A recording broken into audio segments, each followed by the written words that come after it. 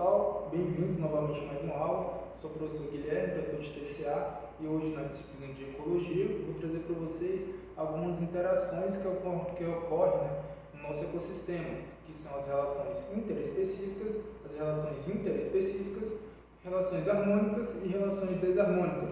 E algumas das principais relações eu vou destrinchar aqui hoje para vocês. Hoje eu utilizei o conteúdo que tem disponibilizado no Descomplica, que é um mapa mental, e a referência é essa. Então vamos para a aula. Então vamos lá. Na ecologia nós temos o conceito de ecobiose e alelobiose, que são os conceitos relacionados ao estudo das relações entre os organismos vivos e o seu ambiente, seus ambientes, principalmente dentro então do campo da ecologia. Na ecobiose se refere nas relações interdependentes entre os seres vivos e o meio ambiente em que vivem. Ela envolve não apenas as interações entre os organismos de uma determinada comunidade, mas também as relações desses organismos com os fatores abióticos do ambiente, como o clima e o solo, por exemplo. A ecobiose, então, abrange uma variedade de relações, incluindo a competição, predação, simbiose, parasitismo, mutualismo, entre outros. É fundamental para entendermos como os ecossistemas funcionam e como os diferentes componentes bióticos e abióticos interagem entre si.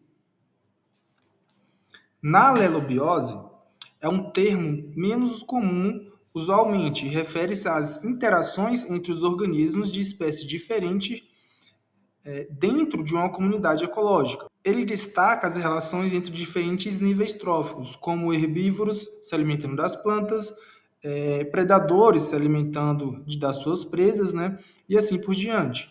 A alelobiose ela é essencial para a manutenção do equilíbrio ecológico dentro de um ecossistema, pois vai influenciar na distribuição e na abundância de diferentes espécies e, portanto, vai afetar a dinâmica populacional e a estrutura da comunidade. Em conceitos, temos ainda as relações intraespecíficas e as interespecíficas, que são dois tipos fundamentais de interações que ocorrem entre os organismos em um ecossistema. Nas relações intraespecíficas, são as interações que ocorrem entre os indivíduos da mesma espécie. E essas relações elas podem influenciar a dinâmica populacional, o tamanho das populações e a distribuição geográfica de espécies em questão.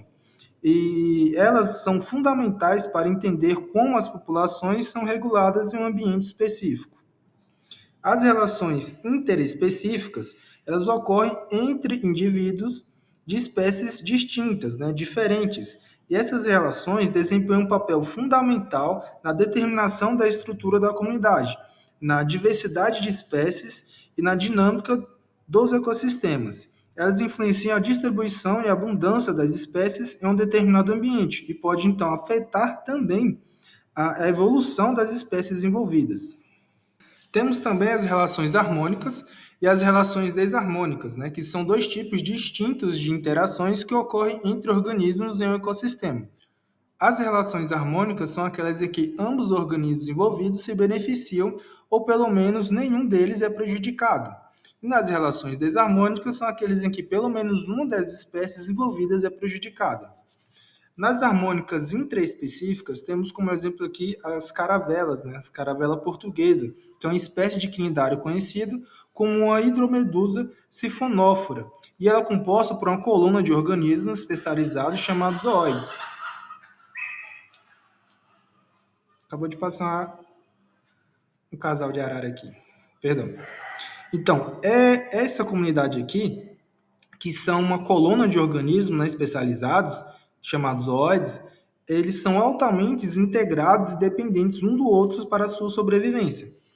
No exemplo da sociedade, temos as abelhas, com um exemplo muito clássico, que esses organismos exibem uma relação de sociedade altamente desenvolvida, onde os indivíduos dessa sociedade cooperam e se especializam em diferentes funções, para então garantir o sucesso reprodutivo e também a sobrevivência como um todo. Nas relações desarmônicas aqui, intraespecíficas, temos o canibalismo, que é um exemplo muito clássico aqui, é o canibalismo das aranhas. Alguns tipos de aranhas, como por exemplo da viúva negra, são conhecidas para exibir alguns comportamentos canibais, como a aranha que se alimenta de outra aranha da mesma espécie.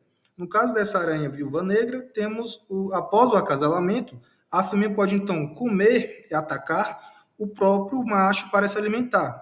E isso pode ser visto como um comportamento adaptativo em algumas circunstâncias.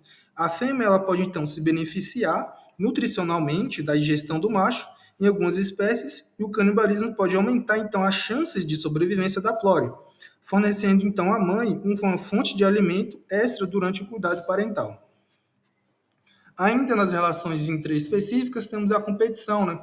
Que essa competição é um tipo de interação onde os indivíduos da mesma espécie disputam recursos limitados, como alimentos, águas, territórios e até parceiros reprodutivos, né? E essa competição ocorre entre membros da mesma espécie, da mesma população, muitas vezes, então, resultando em uma redução no acesso aos recursos para alguns indivíduos. Nas relações interespecíficas, temos as relações harmônicas aqui, e o primeiro exemplo é o do mutualismo, né? Entre, por exemplo, a relação entre as vacas e outros animais também ruminantes e as bactérias presentes em seus sistemas digestivos, que é um exemplo clássico do mutualismo é esse aqui. No caso das vacas, ela possui um sistema digestivo altamente especializado, composto por várias câmaras, incluindo o rumen, onde acontece então a fermentação. As bactérias presentes nesse rumen ajudam a digerir materiais vegetais complexos, como a celulose, em substâncias mais simples que podem ser absorvidas pelo corpo da vaca. Em troca disso, as bactérias recebem um ambiente estável e nutrientes dos alimentos consumidos aí pela vaca. Temos outro exemplo aqui que é a protocooperação, né, com a interação que entre duas espécies vão se associar de maneira não obrigatória, mas elas vão se beneficiar aí mutuamente. No caso, temos aqui o jacaré e os pássaros, né? Esse jacaré aqui, ao se alimentar, deixa restos de comida e o pássaro se alimenta desse resto de comida. Esses pássaros eles vão se beneficiar, então, tendo esse acesso aos alimentos e de outra forma talvez não teriam. Enquanto os jacarés vão se beneficiar pela limpeza, né, de resto de comida que é deixado aqui, evitando então a proliferação de bactérias e mantendo o seu ambiente mais limpo. Temos o comensalismo aqui, que é uma forma de interação em que uma espécie se beneficia enquanto a outra não é afetada nem beneficiada. No caso dos tubarões e de peixes, né, que se alimentam de restos de comida deixados pelos tubarões, a relação é comensalista. Esses peixes se alimentam do resto de comida deixado pelos tubarões, aproveitando a presença de um predador, né, para obter alimentos sem oferecer nada em troca aos tubarões. Enquanto esses tubarões eles não são diretamente afetados pela presença desses peixes aqui. Temos o exemplo também do inquilismo, que é uma forma de interação em que as espécies vão se beneficiar, enquanto a outra não é afetada e nem prejudicada. No caso aqui das plantas, o inquilinismo pode ocorrer quando uma planta se estabelece em outra sem prejudicá-la diretamente. O exemplo disso, né, temos aqui uma planta epífita que vai crescer sobre outra planta usando apenas o seu suporte físico aqui, sem retirar nutrientes dela ou prejudicá-la de outra forma. E essas plantas epífitas, temos como os exemplos aqui a bromélia e algumas orquídeas, tá? Que são exemplos comuns de inquilinismo em plantas. Nas relações interespecíficas desarmônicas, temos exemplo aqui da predação, né, de uma ave se alimentando de um inseto. Nesse caso aqui, essa relação, temos o predador, que é a ave, né, a presa, que é o inseto, e a ave vai se beneficiar ao obter o alimento, enquanto o inseto é prejudicado a ser capturado e consumido pela ave. Temos aqui também o parasitismo, que é uma relação, no exemplo aqui, uma pessoa sendo hospedeira de um verme, né? Onde então esse verme ele vai se beneficiar à custa dessa hospedeira, causando danos ao seu organismo, enquanto a pessoa vai ser prejudicada pela presença desse parasita. O amensalismo também é uma forma de interação biológica em que uma espécie é prejudicada enquanto a outra não é afetada nem beneficiada, menos zero. No caso, eu trouxe o exemplo do fungo da penicilina. O fungo ele vai produzir uma substância chamada penicilina, que tem as propriedades antibióticas. Enquanto a penicilina é liberada no ambiente, ela pode inibir o crescimento ou até mesmo matar as bactérias que estão próximas. Enquanto isso, o fungo não é afetado pela presença dessas bactérias.